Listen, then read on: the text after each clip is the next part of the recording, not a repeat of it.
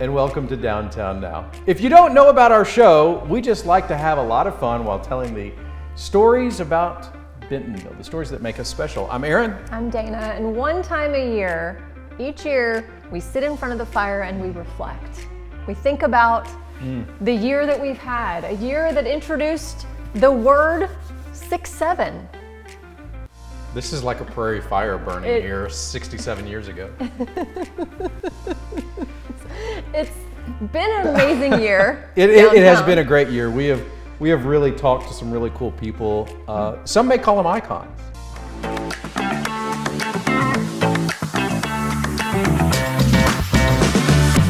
When I came into town, I've been totally blown away. First of all, by how much has been invested. You can see how much has been invested by the community in the community. I definitely want to go to the Walmart museum. Driving in, seeing that, it's like that's where it all started. Wow. You know, Fundamentals is like its own little celebratory love letter to Bentonville in some ways. I think I would agree. So it's thrilling. We're happy. Actually, on the way, we took a picture in front of the Waltons, the original store in downtown, and I sent it to the ownership group, and they were all excited. Saying how wonderful Bentonville was. This is really a chill. It's such a great, great area right here. The square it's sort of a different pace than, doesn't feel like it's the high pace that you have. So when we started this festival here in Bentonville 10 years ago, there were no movie theaters at all. We had to invent places to show movies at. And now we have this theater, which is incredible and offers such high quality viewing that we're very excited about it. And we like to feel that maybe part of the reason that this theater is here is to help the festival. One of the things we think is unique about Walmart is our culture. And our culture is very tied to our founder.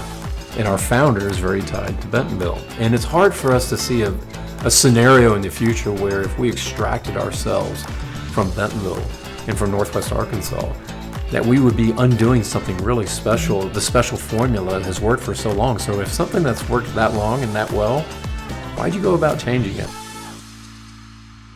They're just like us, Aaron, only famouser. Yeah. Speaking of, the next segment is people who influence us, just like my jacket influences Dana. Here are some of the people who made a difference for us in downtown Bentonville. I truly do love what I do. I'm super passionate about it, and I'm very grateful for the opportunities that I have, and especially being able to do it here in Northwest Arkansas. There's not a better place to do it, in my opinion. Honestly, the Walmart is probably what saved this house, if we're being honest. Sam Walton buys this property in order to put store number 100 here, and Helen Walton, his wife, is the one who steps in and says, we're gonna save this house. I honestly don't like to be known as the girl kicker. I like to more be known as like a good person, a good player, like a good teammate. I've met so many new friends, and I feel like I wouldn't have ever been able to compete at such a big stage, like for tennis, than I would for pickleball. What an honor and privilege to be representing our company and representing our country. It's absolutely awesome. It is life-changing. That is what it is, without a doubt.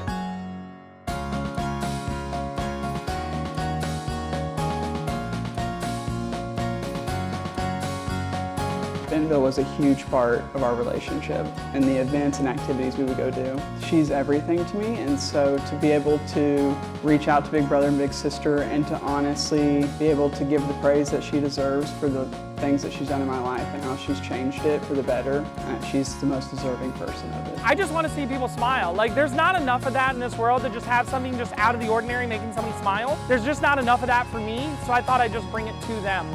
We've seen a lot of success with Chess Club. It's been a really fun event to come to and kind of a great weekly reset. And I think that families, individuals, children are all seeming to really appreciate it and love it for what it is. My whole dream in life is to make an impact, something that's lasting, to really have a legacy that I can leave behind for others to follow. And knowing that I've just accomplished that and I'm going to continue to accomplish this means everything. script. 3, 2, 1. Oh, hello. We're back. You didn't even let me get, like, Nope. if you don't know, behind the camera, Kyle is back there, and God bless him for dealing with us all the time. There's the script right here. Oh, I'm sorry, I have to go here. Time for a break? Is that what that says? Yes, go to break. Break. Now, bye, come back.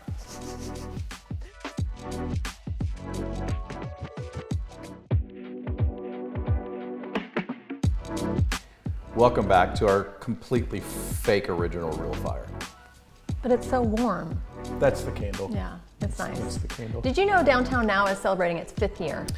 I did know that. Did you know that you started it? I did not know that. In the midst of a global pandemic, Downtown Bentonville Incorporated launched a storytelling project.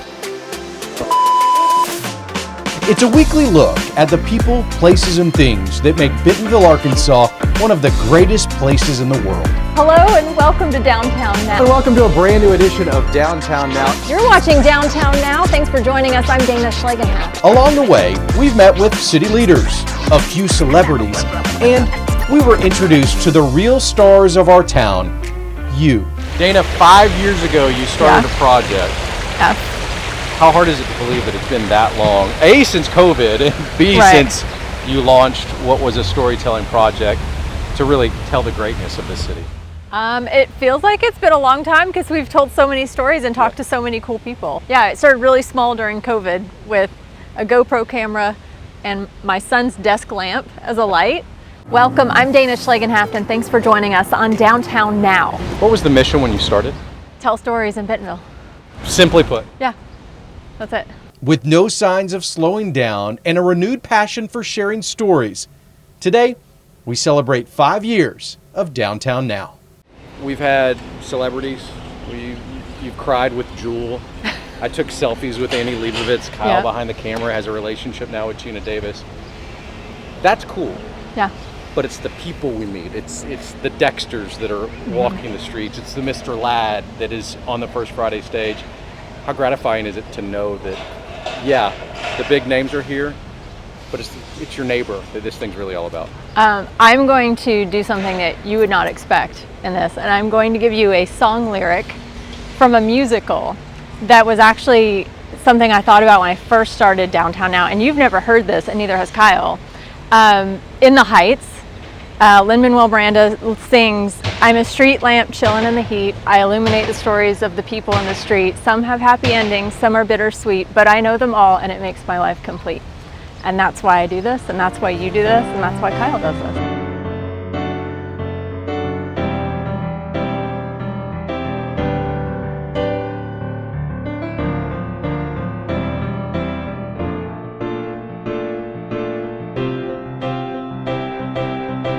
It's a wonderful job to have. It's a blessing, and it's been fantastic working with you guys doing this. Kyle, put your hand in here. I'm sure everybody can see your hand. Here we go. Here's to 5 more years, guys.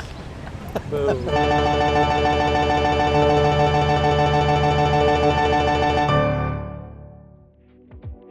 Dana started this project 5 years ago during COVID. And this is kind of off the cuff here, but I want to ask you some specific questions about the project. Number one, why did you start the project? I started the project because Bentonville, right here, our city center, has amazing stories to tell, and I didn't feel like a lot of the media saw those stories because they weren't located here. Over the last 5 years, you've told dozens of stories, met hundreds of people, impacting probably thousands of lives. Did you ever think you would run out of good stories in Bentonville, or did you know going in 2020 that this town has so many stories, I can keep telling them for years? Someone did tell me on the front end of this project, well, what happens? You're going to run out of stories. And I said, we'll never run out of stories. There's always amazing people in this amazing city, and they do amazing things. And so our job's just to be the boots on the ground and have our ears open and listen and find those stories and tell them. So as we wrap up this impromptu questionnaire that Dana did not know I was going to do, where are we going next? I've been a part of this project. This is my 3rd season wrapping up. Kyle's wrapping up his 1st season behind the camera. Tell us as a team, where are we going next, Dana? To the moon. I don't know. I have no answer for that. Kyle, strap up, man. We're going to the moon. I have no answer. Bigger and better, more stories. We want to be more robust in our storytelling, really layer in Kyle's amazing visuals when he shoots these stories. And so, you know, more of the same storytelling, but bigger and better. What I realized in this is that the stories that we get to tell, number one, they're not going to stop. Bentonville's too special. Number two, it seems like every one of them has an impact on us, the storytellers, and we certainly hope that you at home get to recognize that as well.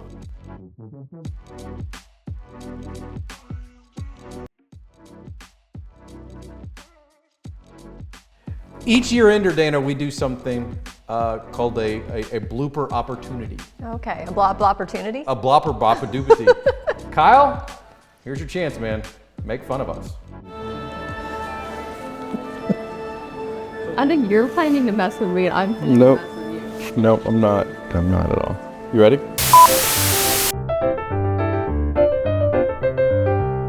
We want you to hit that subscribe button so you can have all the best content of Bentonville. We'll see you next Sunday. One of our favorite stories here at Downtown Now is taking a local story that goes to a national stage, including this chart that shows growth. Welcome to Downtown. And I'm not sure I could imagine a turn bigger than this. Don't laugh at me, don't laugh at me, I'm going. Hey. Hey. Wait. Thank you. Thank you.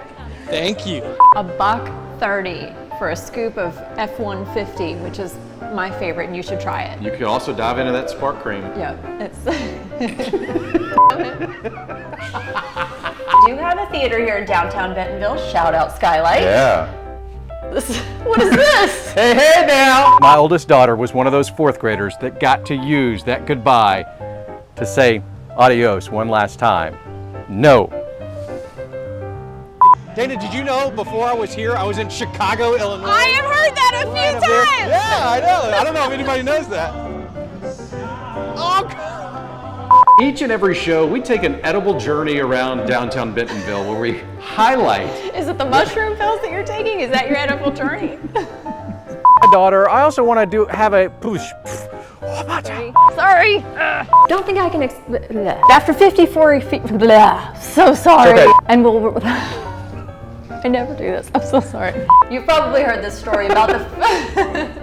Sorry. Do you see that over there? Yeah, I do. It's not a bird. It's not a plane. That might be one of Ben Oliver's drones. Oh, I was looking at the bug.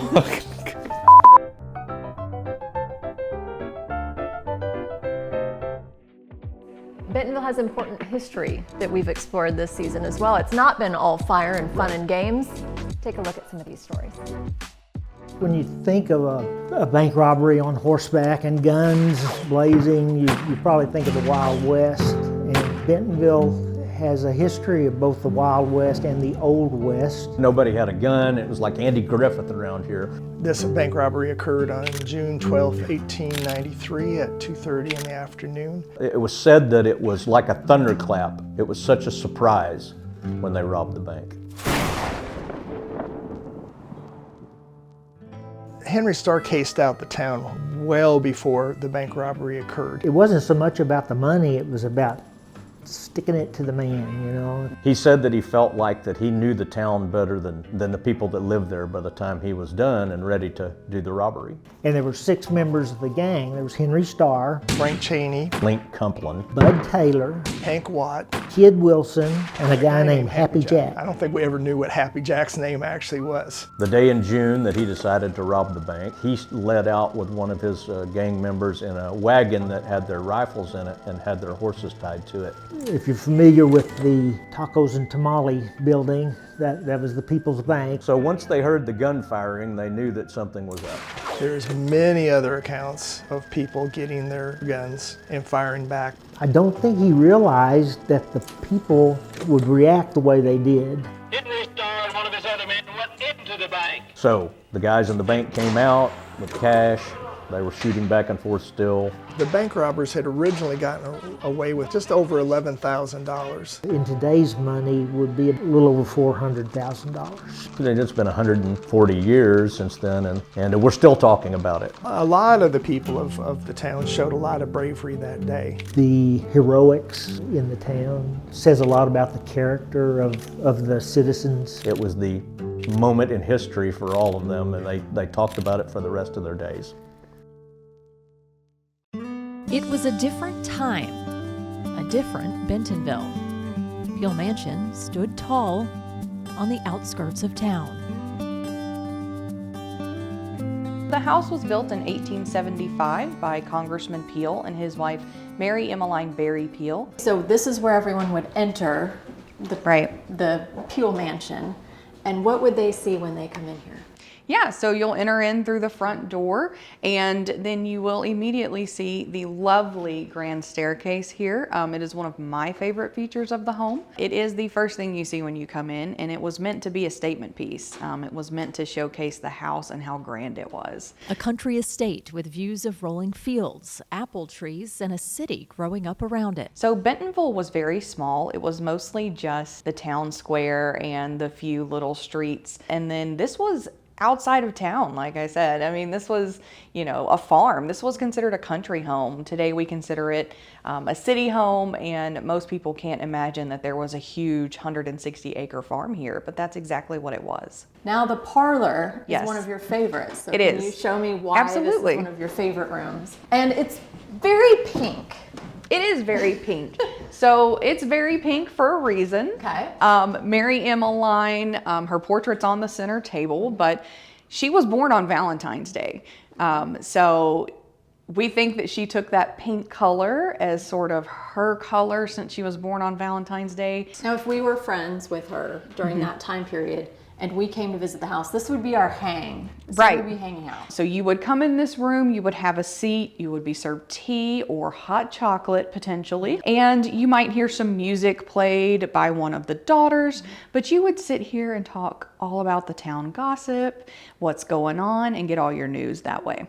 Like so many historic buildings, this one might have not survived, but fate had other plans thanks to a retail giant on the rise and a local with a deep love for her city. Honestly, the Walmart is probably what saved this house, if we're being honest. Sam Walton buys this property in order to put store number 100 here, and Helen Walton, his wife, is the one who steps in and says, we're gonna save this house. She really saw the vision of saving it to be a community space for Bentonville, and she saw the importance of preserving this part of Bentonville's history. So after I have my tea and maybe a little cookie or something over Right. here, then would it be dinner time? It would. If you were invited to stay for dinner, you would be ushered into the formal dining room. I always want to stay for dinner, so let's go check out. Let's go check out the dining room. So Mary Emmeline apparently had almost a 10-acre vegetable garden on this property, which is huge. And she would can, preserve, barrel, anything she could throughout the year so that she would always have food for anyone who came by the house. History isn't just about days gone by. It's about what we choose to remember, how we care for relics from the past, and what we make of it today. This year, the Peel Mansion marks 150 years. The house is only a few years younger than Bentonville itself.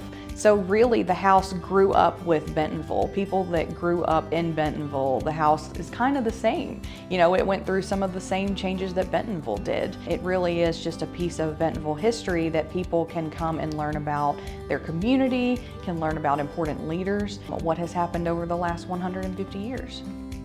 More than just a piece of history, a reflection of Bentonville itself, changing, growing, and hopefully preserving its roots. The good news is about this show, everybody, we only show up once. There's no reruns for this one. This one can't replay. Happy New Year, everyone. We'll see you for season 6 of Downtown Now.